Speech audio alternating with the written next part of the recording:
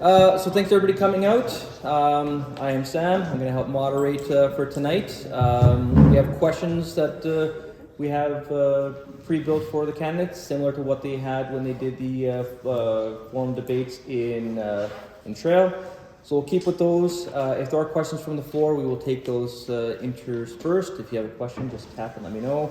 We're going to do 3 minutes per nominee for introductions. After that, we will ask them questions, 2 minutes per response, and if they feel like they need further information they want to give afterwards, a minute each, and we'll keep that really tight. Do not be shy about asking questions. We'll play monkey. You guys can just bring them up. There are also post-it notes and pens in the back. If you feel you want to stand up and go write a question, do not feel shy. And then afterwards, we will have time for just a meet and greet with the nominees as well. You can ask your questions to them personally, and away we'll go from there. So we'll start with introductions. Okay. Yesterday, I guess Kallee went first. We'll have Keith go first today, and away we'll go. Okay, let's do a little bit of a check. Hi, my name is Keith Page. I'm a city councillor in Nelson and Nelson's regional director. A bit of my history is I grew up in central Alberta around Three Hills on a working cattle ranch of 300 head and 6 sections of mixed grain operations. That's where I spent the first 20 years of my life before I moved off to the big city of Calgary and started working in the tech field, supporting people, solving problems and making infrastructure and networking. I moved out to the Kootenays and to Nelson specifically about 20 years ago in 2006 when my partner got a job with the Ministry of Transportation, and I followed him out here. And I set down roots and started a small business there doing tech support down by the credit union. Continued to support people in my community, solving technical issues. And in 2014, I joined the Nelson Fire Rescue Auxiliary and put in 4 years there before putting my name in the hat for City Council in 2018 when I was first elected. I dedicated myself to affordable housing and to supporting environmental action within the City of Nelson and addressing income inequality as far as local government can assist in terms of our built environment, and became chair of the Recreation Commission. And in 2022 was re-elected and became Nelson's regional director for Central Kootenay.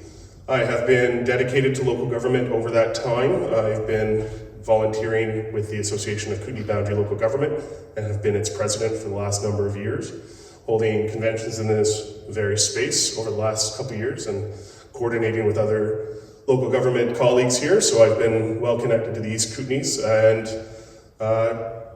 that passion has led me to looking to become the member of parliament for this area. I believe there's a lot we can do to support our local governments and our riding in terms of how we address the issues of the day. So that's my history, and that's a little bit of why I'm running, and I'll pass the mic. You don't even have to. She's got her own. Yeah. Can we have you stand away from them 2 lights? Yeah. Can't see the face. Dim those lights. Nailing it.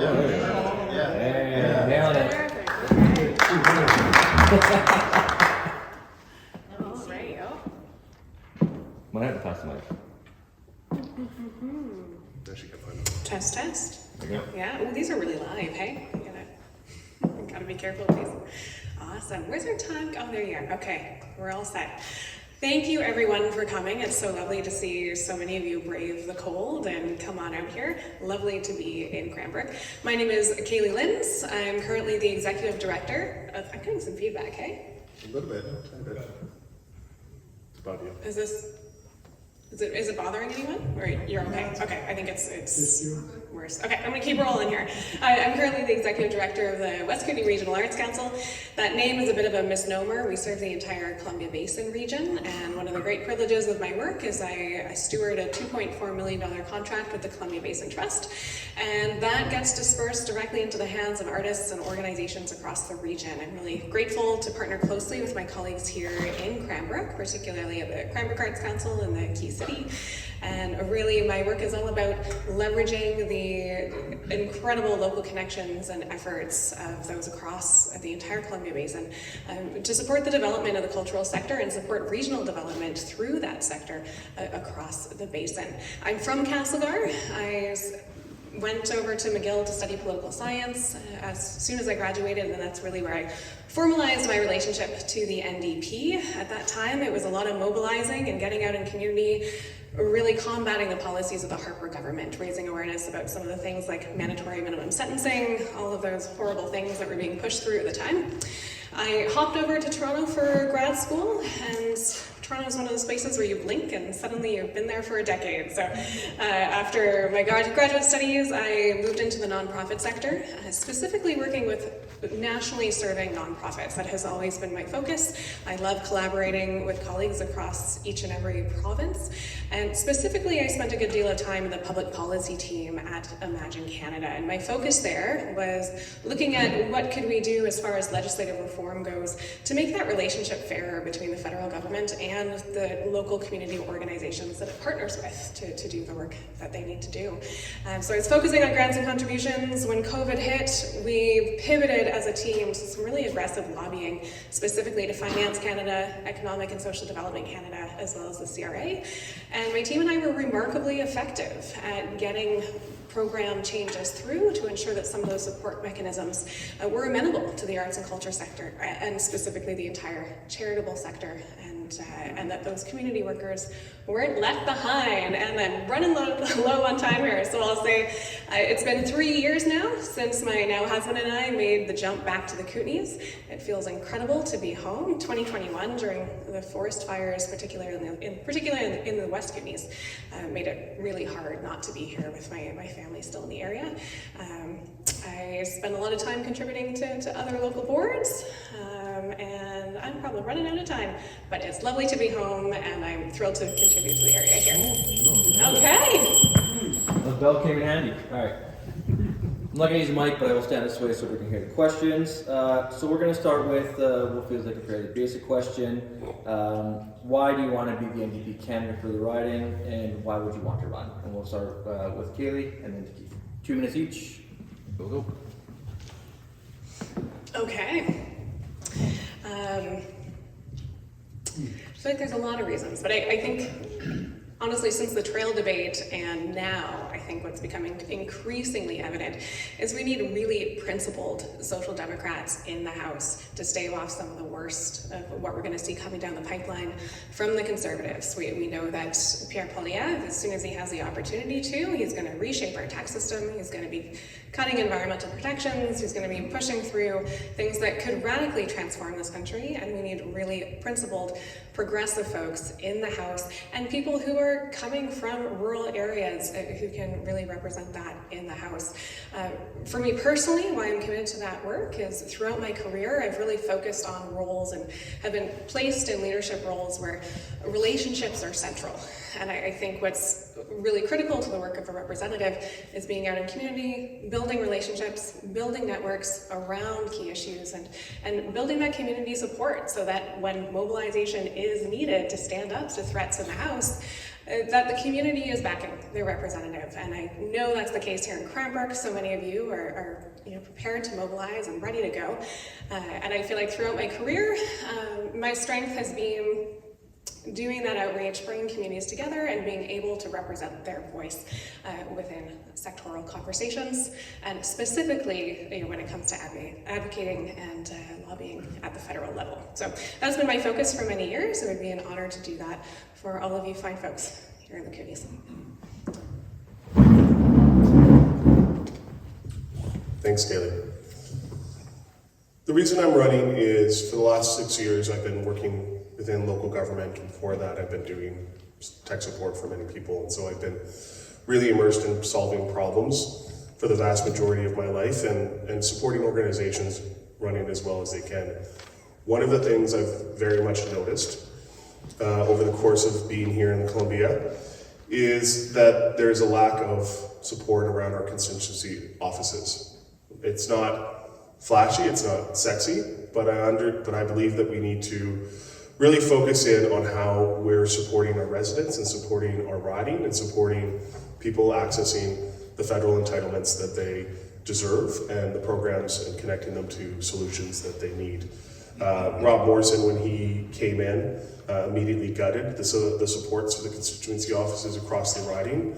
And as much as it isn't flashing and may not make a national stage. I think there's a lot of work that needs to be done within this riding, rebuilding that support system so that people in community can go and access a staff person in or near their community. Those staff people have support within their riding, and that riding is able to identify problems and themes and take those to Ottawa with a rural lens. It's not the sexiest thing, I fully admit, but it's honestly the thing that I think we need to spend the next term rebuilding within this constituency, because it's already where we've been gutted. I moved from the values placed on a lot of the discussion that's been going on. I believe that we really need to elevate the discourse that we're having. I think we need to move past the partisan politics that have taken hold in the last number of years, and I hope to take those problem-solving skills and that respect and that decorum and support, really just bringing back a good Canadian conversation to what we do and how we do it. So next question we're going to go to, starting with Keith. What is your sense of the main concerns of the voters of the Kootenays? Could you repeat that question? Oh, sorry, for the yeah. audience? Repeating question, what is the sense of the main issues concerning the voters of the Kootenays? Starting with Keith. Go the other way? Yeah. Sorry, my voice is still like fighting off a bit of a cold here. It's affordability, it's housing, it's jobs. People are really suffering, especially within my generation. Wages have stagnated for a good 40 years and haven't kept up with the cost of inflation. I believe people want to see investments. We have an amazing resource industry. We have forestry, we have mining, we have a love for the environment, we have a love for the outdoors. And I believe we have an opportunity here, specifically along Highway 3 and in the Columbia, to support good paying jobs that add value to that industry and to that process. And I think that's something that we need to be focused on for those union workers and for that bread and butter table issue. That's what people are really worried about. Whether we're inducing emissions coming from China or we're investing in clean technology and development of our manufacturing sector here in Canada to drive the products and services that we use every day, we have more of an opportunity to have a positive environmental impact if we do it here at home in Canada and capture the value of those resources that we're currently extracting here in the area and here within Canada and here between the provinces. And so I think we have to be very focused and very realistic about what we need to be doing and how we need to be putting ourselves to work here to add value to the product that we're already sending around the world. And I think if we do that, we're going to build far more value in our Canadian economy, and we're going to support the re-gearing our economy back to supporting productive labor versus the ephemeral machinations of the financial system that we've ended up finding ourselves in over the last 40 years. So we need to make sure that people's lives are getting better around the dinner table, at home, for their kids, and in their own communities.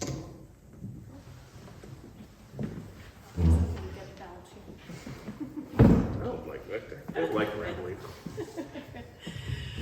Awesome. Okay. Well, there's a lot of issues that we could talk about for sure. I know we'll speak a little bit later on issues of affordability in more detail.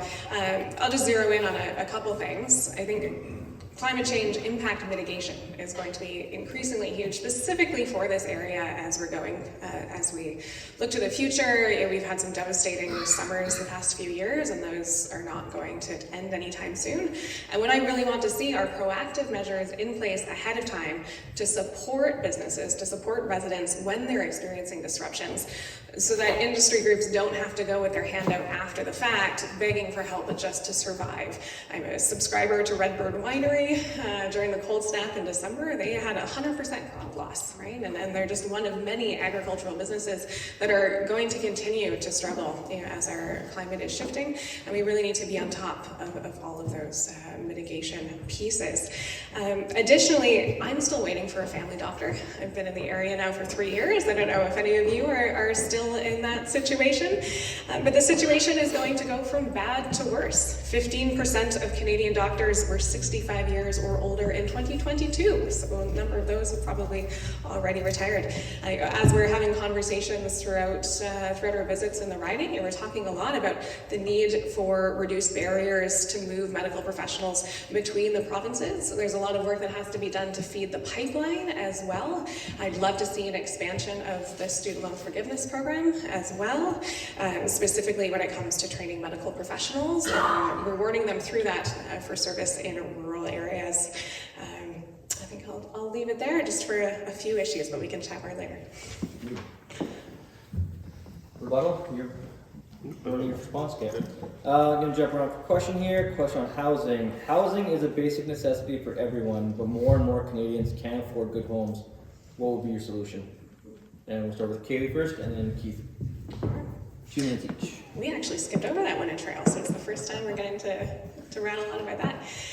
Yeah, I think it's time that the federal government get back in the business of funding housing development, right? They really were at the table quite dramatically in the 70s and 80s, specifically with deep investment in nonprofit housing and cooperative housing. What I'm really excited about seeing in the NDP platform is a commitment to fast-tracking financing to nonprofit organizations. We know that in all of our communities, in the riding, there are excellent, ready-to-go nonprofit societies who are ready for that investment as soon as they can get it. So I think just unlocking that flow of funding is going to be huge. I've had some conversations with folks in the crowd too about the way that we can support innovation from private developers and individuals who want to do their part and start building laneway housing and start developing housing in their own communities. And I think there's a lot that we can do to I hate using that phrase, get rid of the red tape. But there's ways that we can absolutely unlock private investment and support those investments through the tax system, providing rebates. There's a lot of avenues. It's going to take a lot of creative solutions, but I'm really thrilled about the focus that the NDP has on working with our nonprofit partners because they are ready and waiting.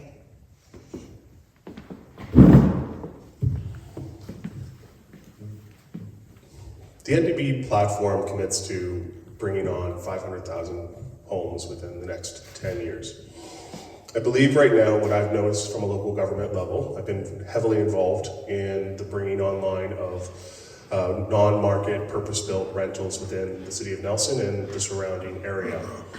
One of the things that's been going on there is, while there is a lot of funding available from the feds and through BC Housing in the province to get those projects going, there's still a need to continue to coordinate on a local level and on a federal level to ensure that those projects are getting out the gate.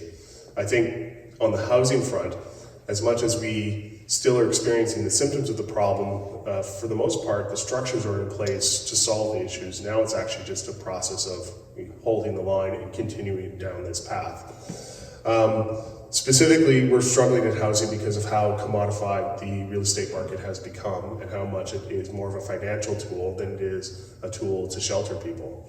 So I think we need to continue down the path of reforming our what the CRA rules are and what our tax rules are around how much money people are able to shelter within their third and fourth and fifth properties so that we can de-incentivize the commodification of the residential housing stock, particularly when it comes to single units.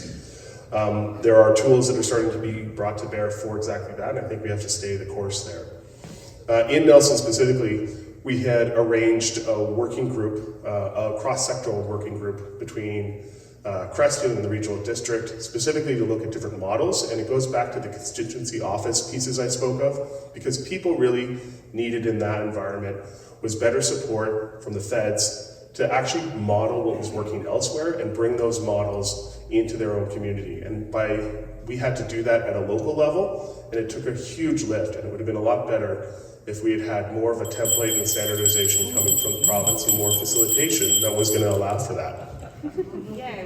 More constituency support.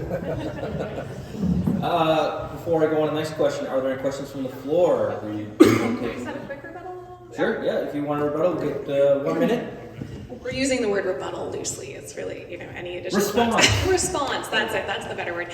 I won't even stand up. Just to be really quick, I just feel like we also need to be talking about how to maintain, particularly rental units that we already have in the system. I myself have been a victim of rent eviction, and we know that so many of those publicly funded houses and homes that we have in this country are really due for some serious repairs, and we're on the precipice of potentially losing a good deal of our housing stock. It's always more cost effective to keep people in the homes that they have, so I'd love to see a focus at the federal level, a national strategy specifically for retrofitting and adapting some of that publicly funded housing stock. Thanks. And rebuttal? Yep. Response for a minute if needed, yes. Mine's a rebuttal. Just to riff on what Kaylee was saying, like another key piece that's sitting inside of the NDP platform is managing the corporate buyout that's going on within the housing stock. We are already seeing private equity is making a strong push to consolidate and build their portfolio of real estate.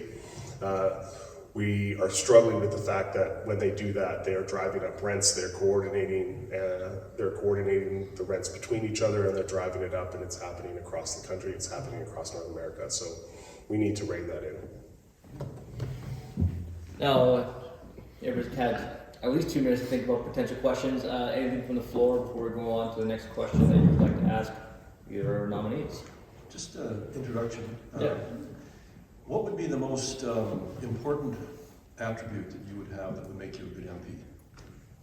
Just from a personal point of view. Sure. And we'll start with, I forget where we were this time. I'll start with Keith and then on to Kaylee.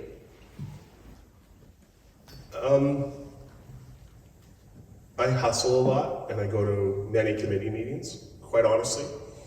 I tend to, I think what people would say about me is I create an open environment around the table for other voices to be heard. And that's not just about inclusion and asking people to step forward or step back, but I create a fairly safe space where people are comfortable trying out conversations, trying out solutions, working with each other in a way that can often, when you get into formal settings and you're sitting at these various tables, whether we're sitting at the Columbia River Treaty Local Governments Committee or the Regional District table or the City of Nelson table or any of these commissions that we take on, is while we're organizing the work that we're doing and we're bringing forward and making sure that everything is clear for the decision makers that are at the table, that we're also not getting stuffed up in formality such that we can't even have room to imagine or to deal with conflict.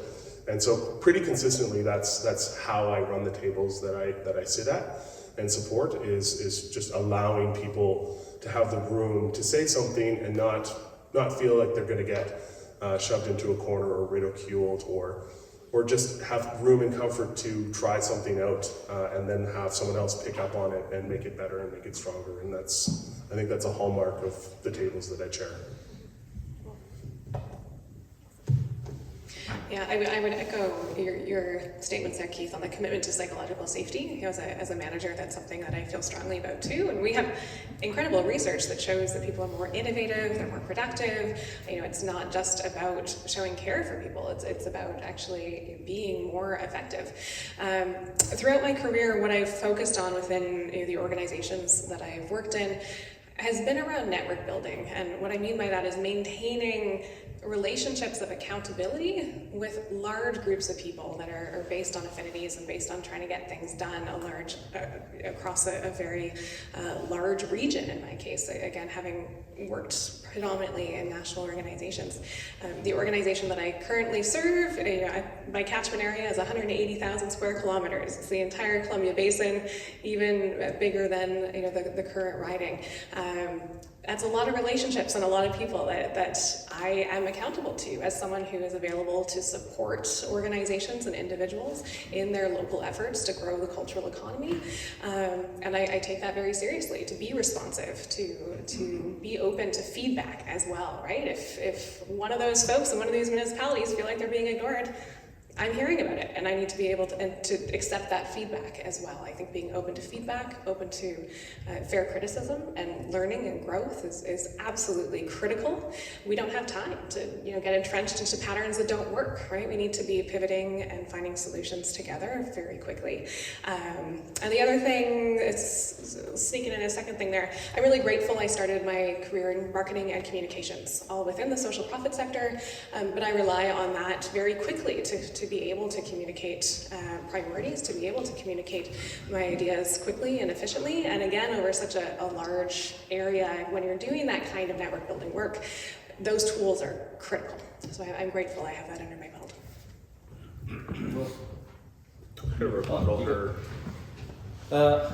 Question back, yes, thank you, Peter. Sure. My name's Peter. I'm retired. I have a question. Everywhere in town you go, you talk to, I'll briefly say, seems like everybody's short-staffed. You go to grocery stores, Speedy, you go to the lab, everybody's short-staffed. One of the places where you're short-staffed are in people who build houses, contractors. Is there a federal NDP platform about apprenticeships for helping people get into this construction industry? And I know in British Columbia it is now no longer a very good unionized part of it.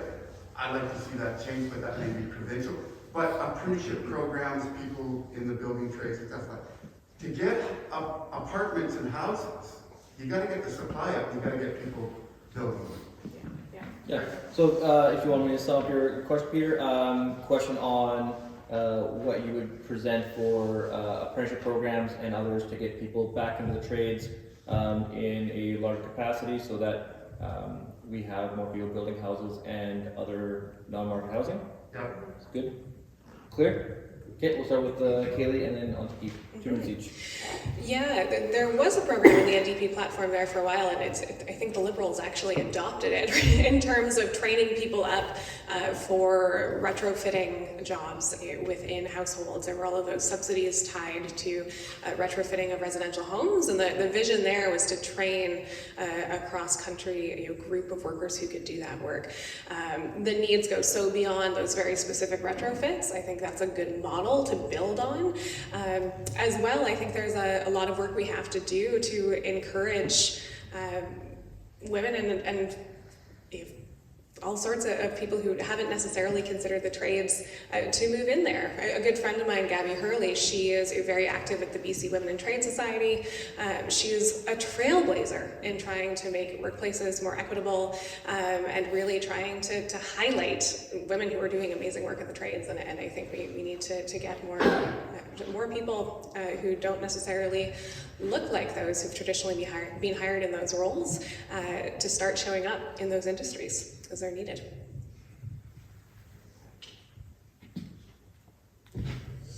I'll tell a story about something that's going on locally in the West Kootenays.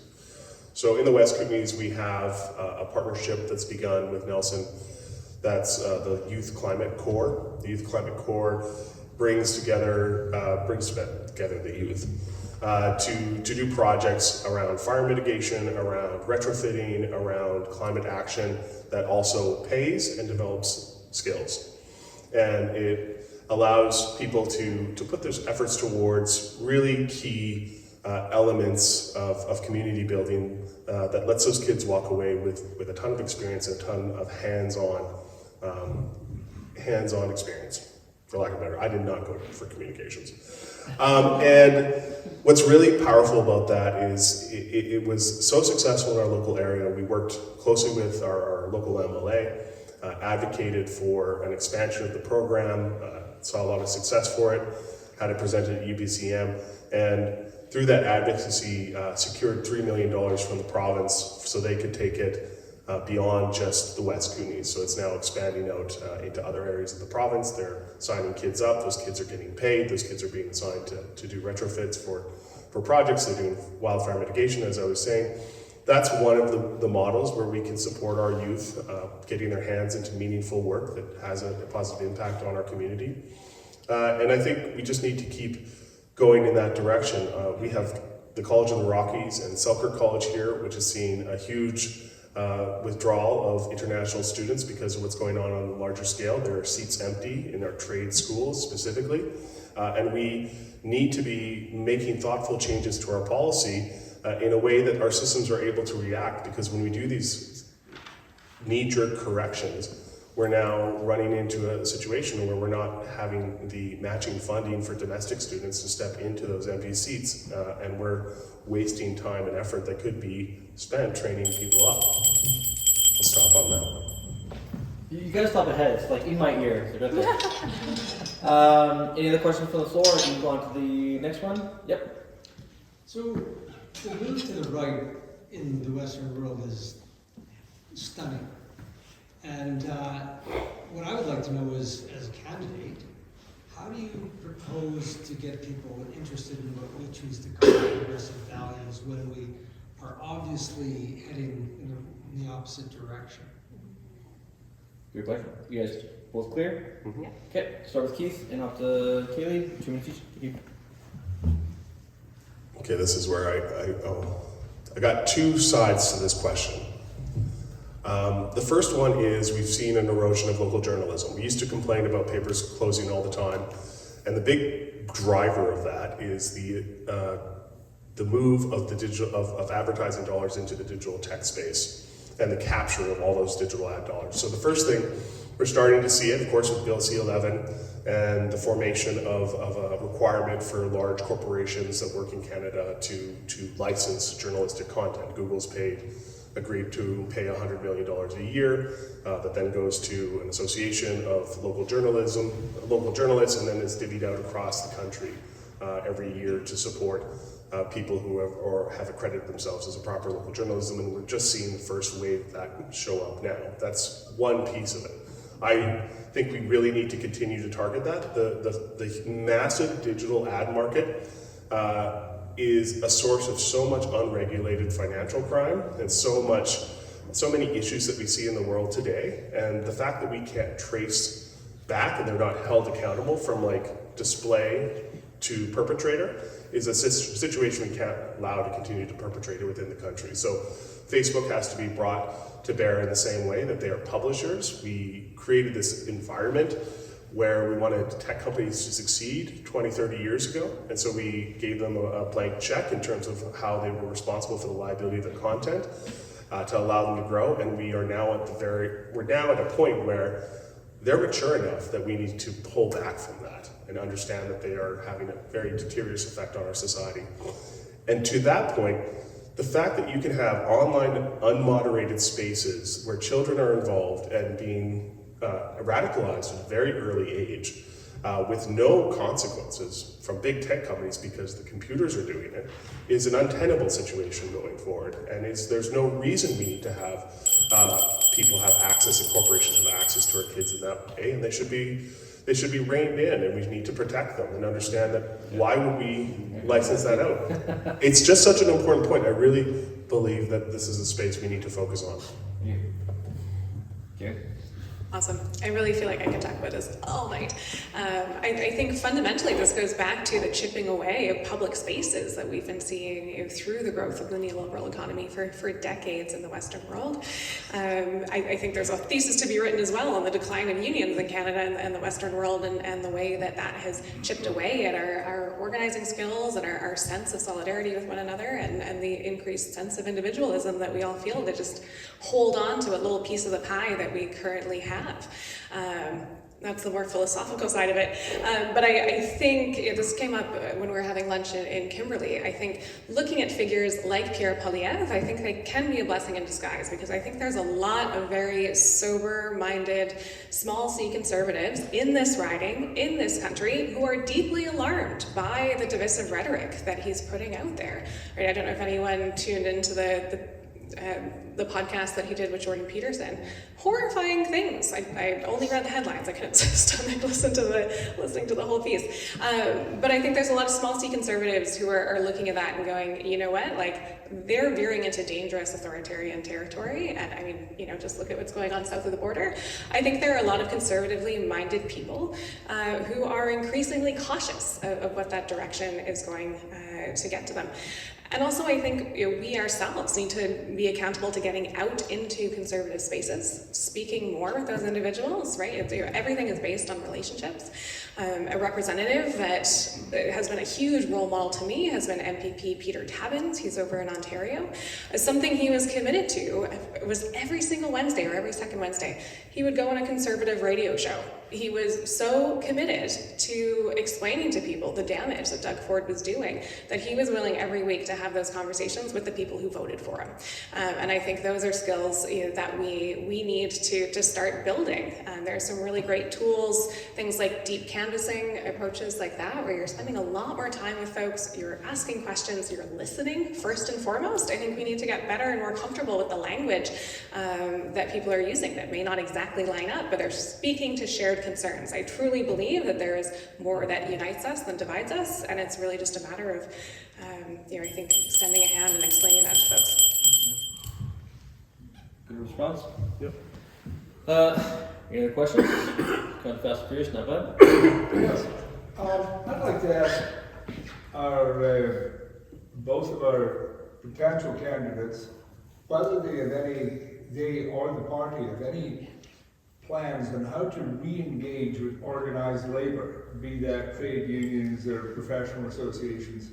I'm asking that question having looked at the poll numbers from our provincial election, and when we look at the Elkford and Sparwood and the like, people who are employed by tech we're voting for conservative candidates, and these are working people.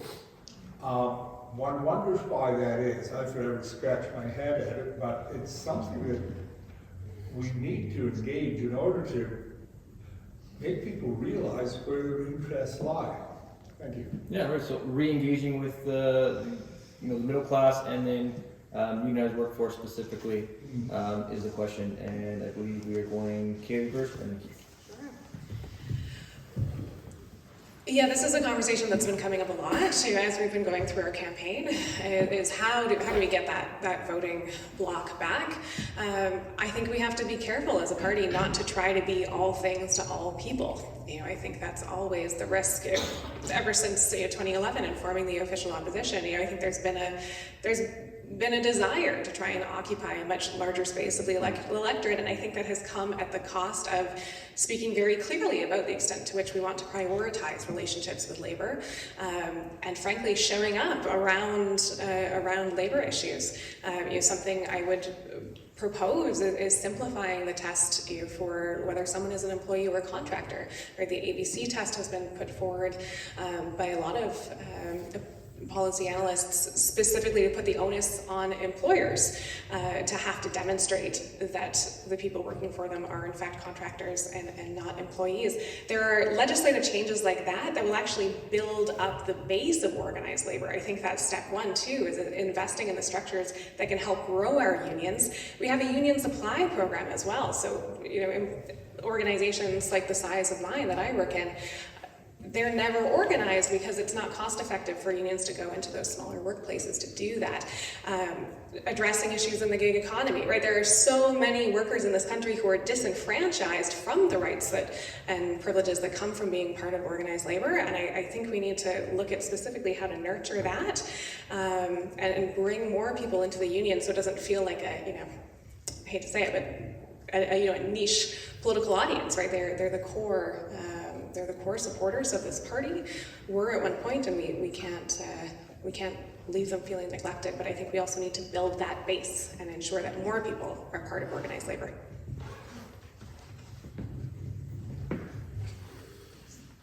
This is a tough one. We're out in Kootenay Lake right now. BCGEU is currently striking on the Osprey Ferry, and there's a lot of consternation on the East Shore. There is a lot of community resentment and a lot of community blowback, both in Glade and in Harrop, around the behavior of the union and of members within the union during that conflict, and it's really having a deleterious effect, especially on young people that I've talked to. on how they view the entire concept of a union and what they're fighting for. These are people on the East Shore and on the Glade side who are trying to get across to do their plumbing and contracting work and can't actually operate their businesses effectively for months at a time, and dealing with that conflict in a way where there isn't quite the accountability that needs to be held for individuals within the union during that time, so that people feel that the union has got their back as a community. And that's an existential question, and I don't necessarily know what the answer for that is, but I know there's an elevation of the professionalism that needs to happen. I was witness to an event at the Solidarity rally that just happened on the Balfour side a couple weeks ago, where a member of the community came in to voice their opposition to the fact that they were subjugated to the employee action. And they had to be escorted out of the crowd, and while they were being escorted out of the crowd, clearly I do a little bit of security work over the last number of years. I'm often running the main gate at Castle Jazz Fest or Starbelly, and had training in this regard, and it was very clear that the union members escorting this member of the public out, which is at the terminal, had no de-escalation training present, and it has exploded online, the threats that were made to that member of the public by those members of the union. That being said, I sat down with Adam over at the United Steelworkers the other morning. We talked a lot about the changes in health and safety with the new ownership that's going on there. And when you're talking about big scale unions, there's a lot of really good things that are working, and it's really good to be there, and we need to celebrate that. But I think we are wrestling with a philosophy of the time right now, where we need to see more professionalism coming out of the unions as a whole, because they need to earn back the public's trust writ large. And that's a thing for unions to wrestle with. Sorry, I'm just long sometimes. We'll do a response from Keely first. Super quick response, yeah. The hostility towards unions, I think, is part of the conversation that we were just talking about in terms of the shifting trends towards the right. I experienced this firsthand when I was on the picket lines with QP 3903 back in 2015. Being the communications person, I was the one who had the privilege of walking up to drivers and explaining why we were blocking their cars. And at one point, a black sedan came 6 inches from me, and I thought absolutely I was going to get completely mowed over. That is the hostility that we're facing, and what people would tell me at their windows is that, I don't have the rights and privileges that you're fighting for, so why should I care about your fight? And I think it goes back to, how do we explain to people that all boats rise, right? When we're supporting the rights of workers and we're supporting a higher quality of life for Canadians, everyone benefits, and we have so much work to do to shift the conversation and make that understood by everyone. Keith, you got an extra minute if you want to. Why don't you make a minute? Yes.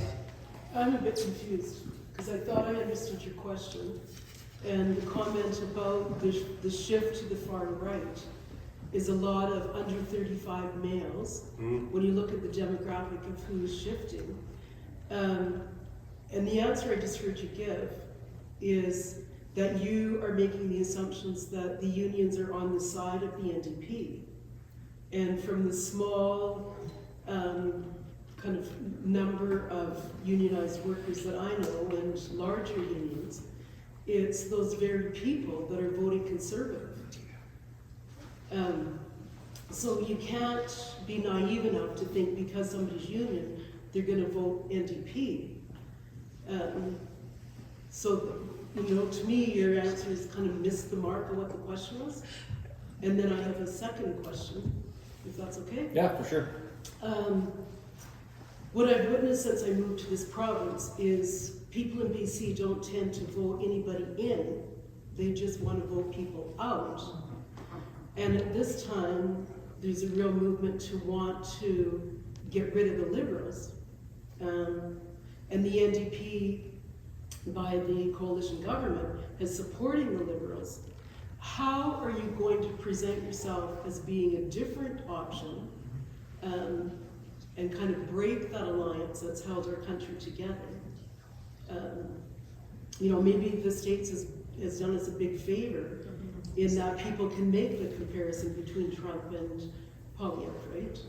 But how, when you're campaigning, are you going to distance yourself from the Liberals and present yourself as a fresh start, as well as get those young male workers back into thinking anything socialist?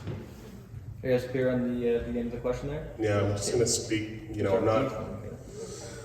not necessarily gonna have an answer that will satisfy. I can just tell you what my experiences have been, both from fire and as a city councillor, where I have talked to young men in the unions. They come to me, we have these conversations, and there's a disenfranchisement, a concern, a lack of connection to the work that the unions that they're in are doing. They don't feel connected to that fight that's going on. They don't feel that the leadership within those unions really have their back. I think in those communities, to my example in Harrop and the East Shore, the people in the community don't see that as a pathway that their young people will go into. They see it as another organizational force that is opposed to them getting the things that they need. And that's what I think I'm alluding to, is we need to address or have a reckoning with why people are having that experience, why people in the union are having that experience, why people outside of the union are having that experience, and what's going on inside of how those organizations are run themselves, and how they weed out maybe bad actors within the purview of that. There's definitely a move within the progressive left for young people to be part of more unions and to exercise their democratic rights to free associate. Those rights are unclear, and that's a civics education question. But I think that's the work, is to really identify how we're modernizing unions for the 21st century, because the unions of the 20th century and below and before the model has not been refreshed. There's something that isn't hitting. The notes are not true anymore, and people are, they are resisting it because of that, and that's something we really need to focus on an existential basis, philosophical basis. I was raised by cows, I don't know the words. Thanks for giving us an opportunity to clarify our comments there. To be very clear, I'm well aware that we've hemorrhaged support from organized labor. I still think there are very few other structures that we have socially to support well-paying jobs, clear benefits, ensuring that the safety and rights of workers are protected. And I think we need to be clear about prioritizing organized labor, even if they're not showing up again for us yet, right? We need to show up for that project and defending workers' rights. And then I hope there will be openings for that support to come back. I gotta say, I've never had better health benefits outside of being a member of a union. There's all sorts of tactics that employers in the private sector with non-unionized workers employ that are just absolutely brutal. Union substitution, right, is a phrase for what happens when employers try to raise their perks to be comparables to those of unions without the security, right, without the bargaining power that their employees have. I think, sure, it might not be super idyllic, being in a unionized work environment, but also the alternatives are often very bleak, right? There's such a lack of security. And anyway, I just wanted to clarify that, yes, I'm aware that challenge is there, but I still don't think we can forsake that group of workers. Can I make a comment back? Can I have a riff? We'll do response, and then you can comment and we can expand on that. And the second part of your question, we haven't gotten to either. Yeah. Well, I want to hear her comment. Do you both just want to hear follow up to the question? Okay. And I guess what I struggle with unions, and I've been a part of a union since nurses had unions, which was government mandated back in the 70s. We didn't even think of it on our own. Thank you to the Saskatchewan government, right? Forced the split between unions and a regulatory body. But I've always promoted unions as protecting society. And it makes me a bit upset when I hear you talk about in a union you get better health benefits, you get job security, you get working conditions. To me, that was never the point of a union. The point of a union from healthcare work is that it protects the public, right? The same in education, the same even in construction standards. Your purpose is to protect the public and bring them up to a standard. same as mine workers, which we've got family involved in. So that's the part that upsets me, is that when unions are so introspective and self-serving, they can't see their social role. So, you said it better than I was gonna say it, but riffing off of what Kallee had said, is there is a loss, or maybe there's an opportunity for that broader conversation about how unions are playing a role lifting all the boats, not just in a carrot and stick kind of way, or not just as we're doing so good and won't you be so good as us, but advocating specifically with the different layers of government to ensure that all the other labor standards are coming up with them, because that's where the resentment is being born, is there's this big chasm, and young people traditionally don't see that they're able to enter into the same workforce, or that the massive costs are a barrier, or that there's bad actors that are holding up progress in that sense, but it's that erosion of the public and that protection of that public good that we need to reaffirm and we need to redevelop. And you see that erosion of the public realm in not just the union conversation, but you see it in social infrastructure, public libraries and recreation. We have the same fights. Yeah, thank you for that. I totally hear that. And when I speak about the benefits to individual workers, I'm thinking in a cross-labor context, right? Where in terms of solidarity between different sectors, between different employers, the unions that I'm most familiar with are IATSE, right? Like theater techs and ACTRA, right? For actors, the actors unions. Certainly a lot of actors will tell you it's really frustrating when they can't take on a non-union gig here and there because the opportunity is great, and sometimes they want to pay them even better. You know what really, you can credit unions with, and particularly with ACTRA, is ensuring that there's no abuse of children on set, right? Like I do think the presence of those bodies, at the broader social level, to riff on Keith, use your verbiage, right? It lifts the standards across the board. So absolutely, I certainly wouldn't advocate for a navel-gazing view of one's work environment.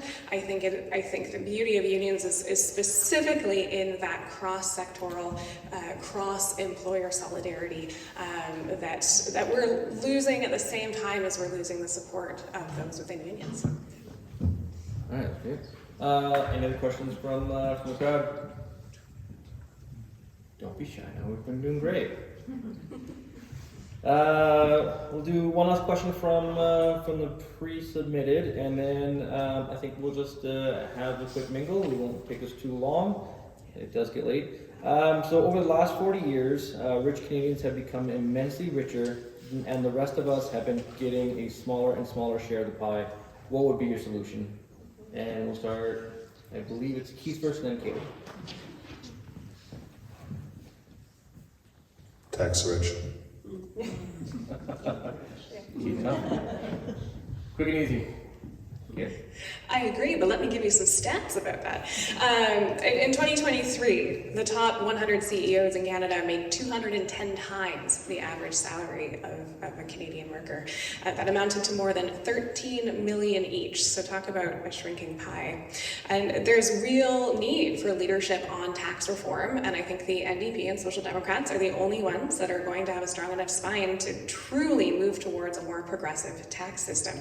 We saw a real decrease in the progressivity of our tax system under Martin, under Harper, and we've only seen very modest gains under the most recent Trudeau government. So we're looking at a flat line, right, in terms of the progressiveness of our tax system over the past 20 years. When you add in inflation and you add on the increasing challenges of affordability, we are all increasingly squeezed.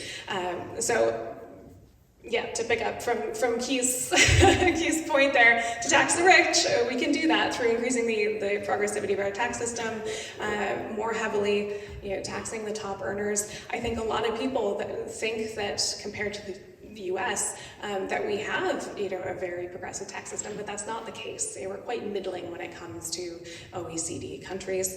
So there's a lot of room there to grow.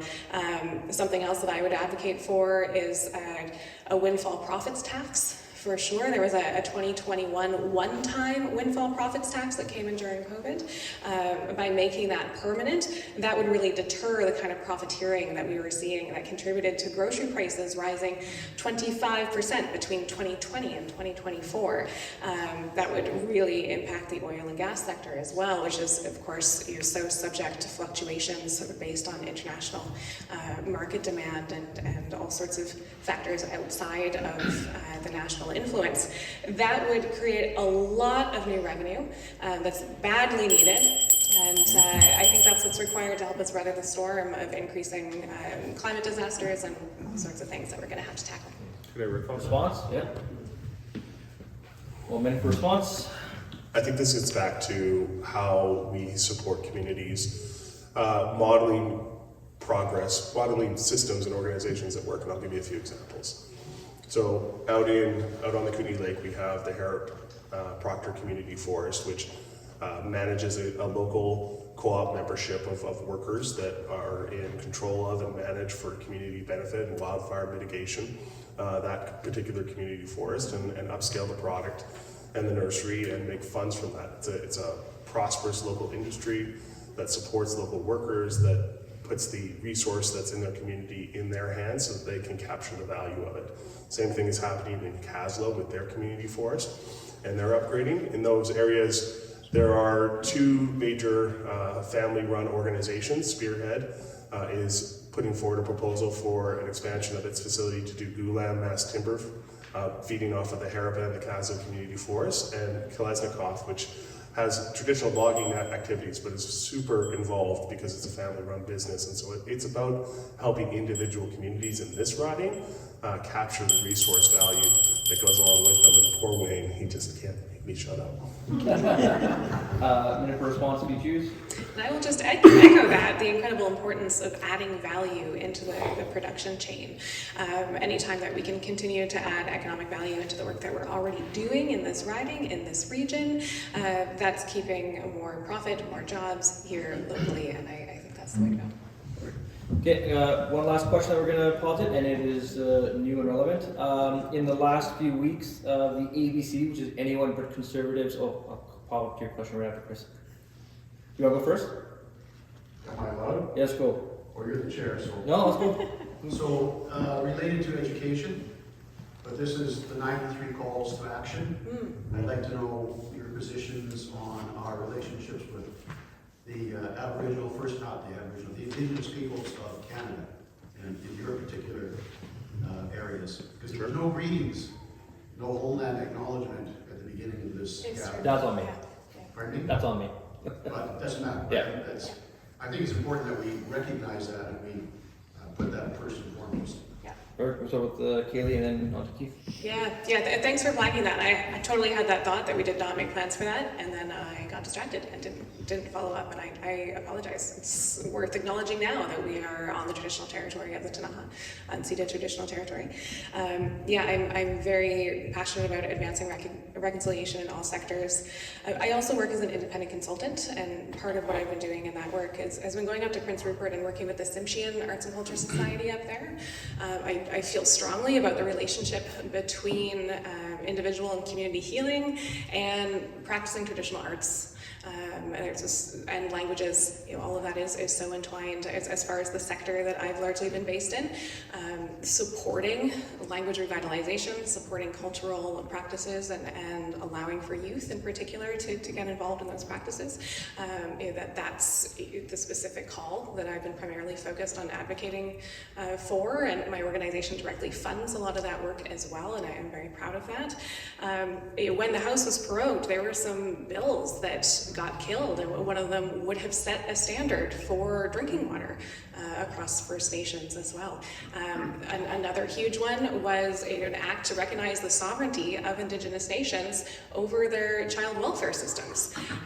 I'm deeply concerned that those bills are not going to see the light of day. There's so much unfinished work. I'm grateful for Indigenous leadership that is continuing to demand action on those areas. areas, but we can't leave it up to them. I'm really grateful for the local leaders that we have here with the Tanaha and the Métis associations across the whole base of the Sweatback, the Sinixt, and the Tene as well. My organization has relationships with a lot of those nations, and we're doing a lot of listening and a lot of introspection, and there's a lot of collaboration about how to specifically address the concerns that they're bringing to us. So I don't want to say too much at a prescriptive level, but there's been great work that's been done federally that is at risk of being lost, and I think the NDP needs to absolutely push those through. Yeah, I acknowledge it was definitely an oversight not to do the acknowledgement, but those acknowledgements are also a piece that compels us to ask the question of what we're doing to actually close the gap in the reconciliation. So I'll speak to a few things I've been involved in Nelson. I was honored to be asked by the Sinixt to welcome or to invite them into Lakeside Park when they came back in a welcome ceremony for after the DeSault case had been concluded, and have participated in a number of their events that they have come through.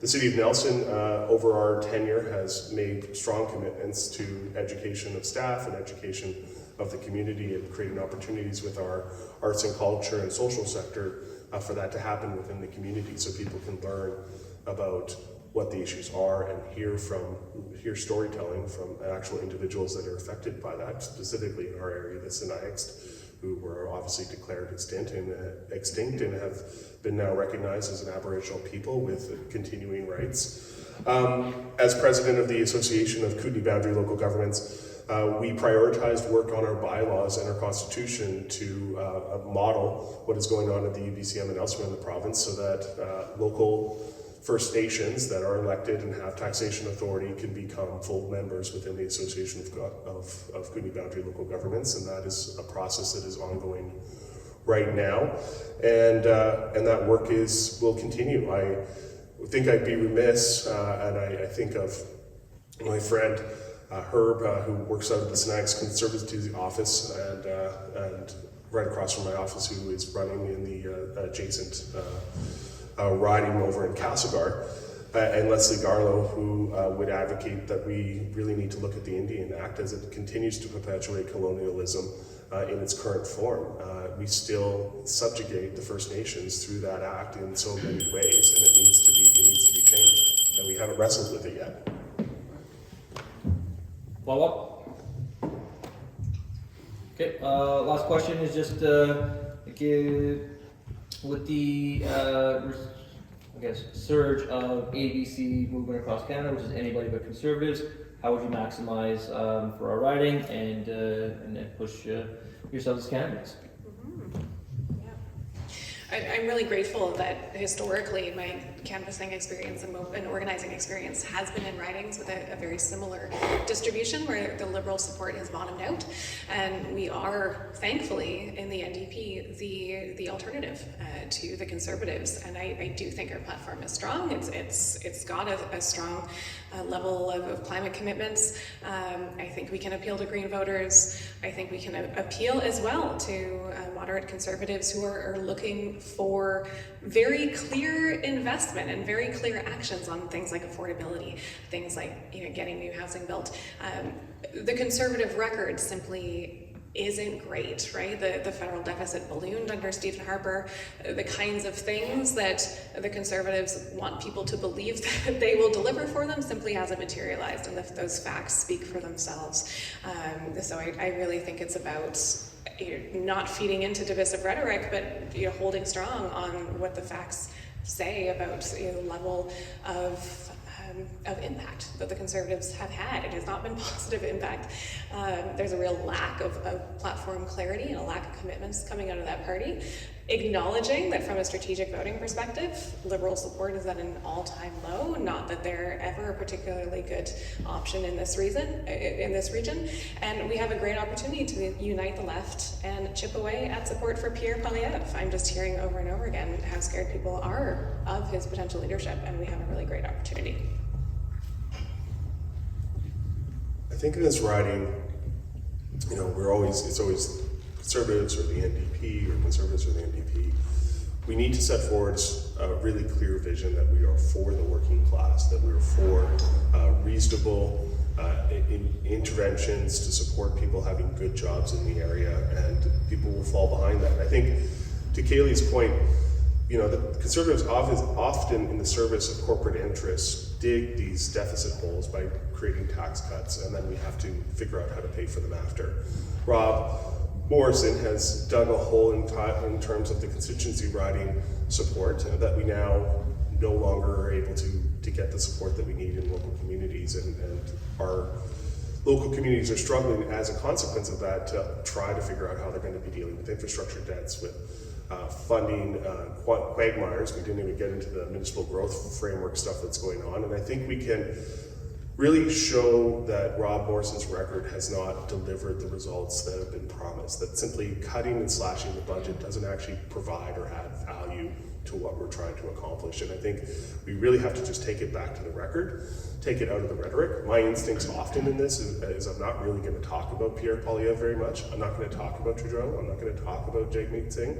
I honestly think philosophically we spend too much time focused on party and on the people at the very top, and that's where we get trapped into a cycle of rhetoric. And what we really need to be focused on is what are we going to be doing, you know, day 1, day 100, day 200 here in the riding to make the systems and the organizations of the federal government work better in the area.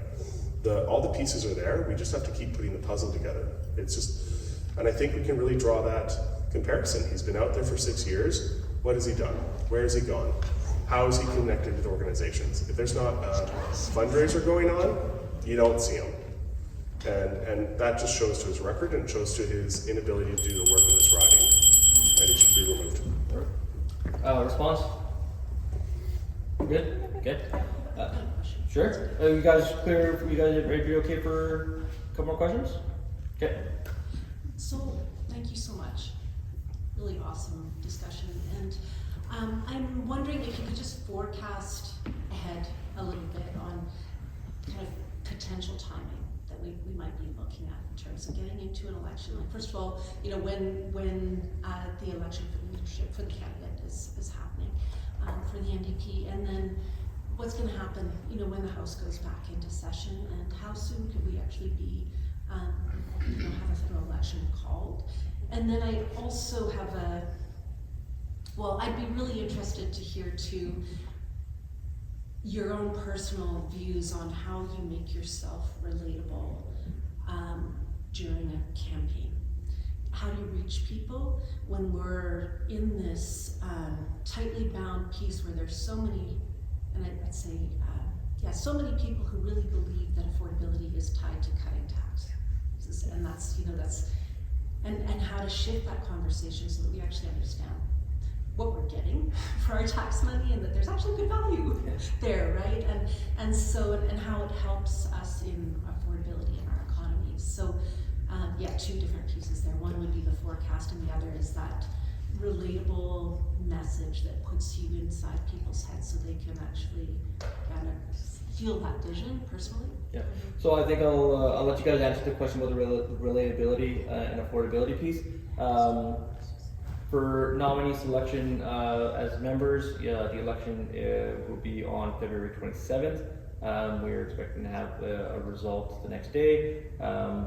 We have our final debate in Nelson the day of, and then that result will be pushed out to the membership of who we have as a candidate the day after. From the nomination committee's piece, and then from the rest of the executive, we cannot speculate on when the election will happen. We don't have a lot to say in that, but we will be as prepared as we can and support whichever candidate we do have as much as possible for when that does happen.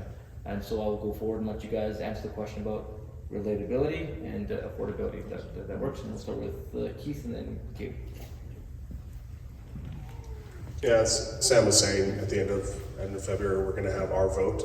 At the end of March, Parliament is supposed to return. There's a little waffling going on already about whether or not that'll be a time to bring down the government or a time to implement reactions to tariffs that may exist at that point, so we don't know what those look like. After that election call happens, or that confidence vote happens, we're looking at 60 days until there's an election. So as early as the end of May, there could be a new government concluding, an election could be concluded, or it could be, you know, on our way to October. We know by October, by the end of October, we will have had an election.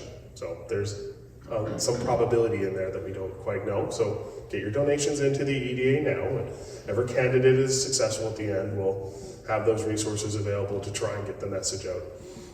For the relatability, obviously I'm hilarious and fun and everyone loves me.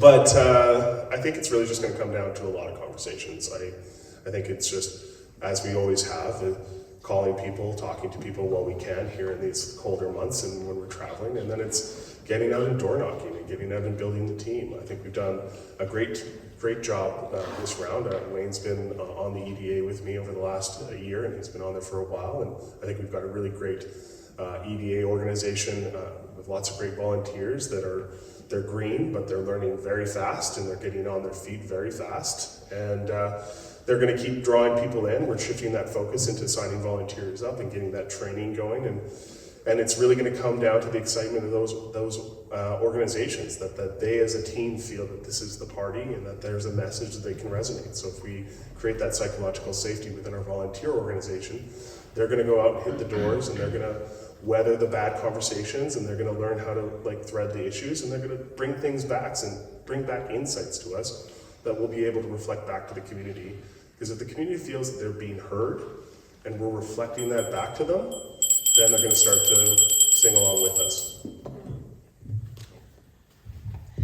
I was really thrilled when we were in Fernie to come across a print copy of the National Post. The editorial there is calling for the House to be recalled as quickly as possible, because they're looking to see instant cuts to economic regulation, doubling down on free trade, things that we know are not going to lead to the kind of prosperity that editorial team thinks they will, but we need to be prepared for sure.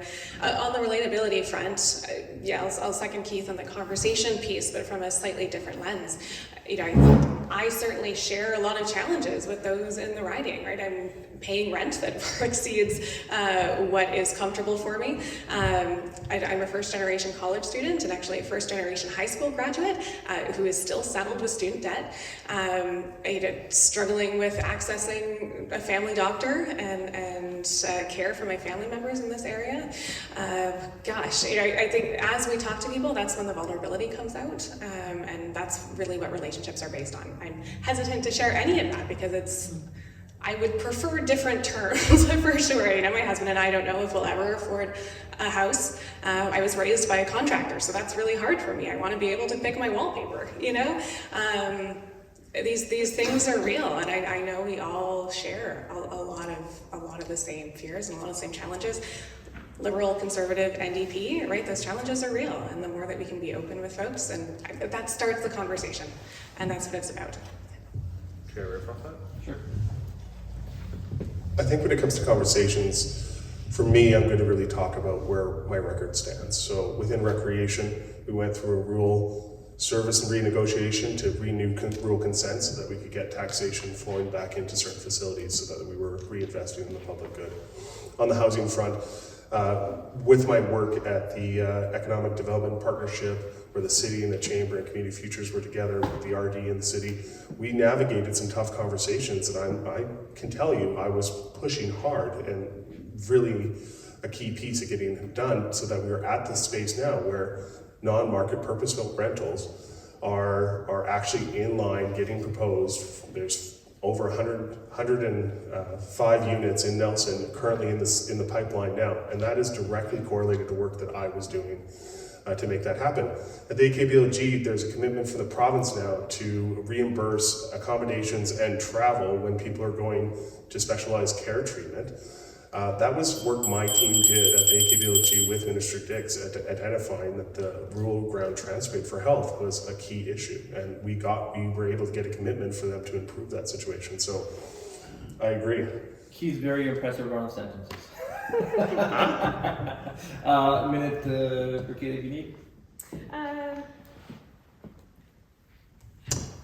10 seconds. I don't think it speaks a lot to relatability necessarily, but if you want to come chat with me after about my record and influencing the design of support programs for employers that also serve the nonprofit sector during COVID, let me know and we can nerd out on all of that lobbying and advocacy that my team and I were very successful in. Yes. We'll do 2 minutes closing each. We'll start with, do you guys want closing or? Well, we've never had closing. We have not. No closing! I will close. So yes, just a huge thank you to Kaylee and Keith for coming out.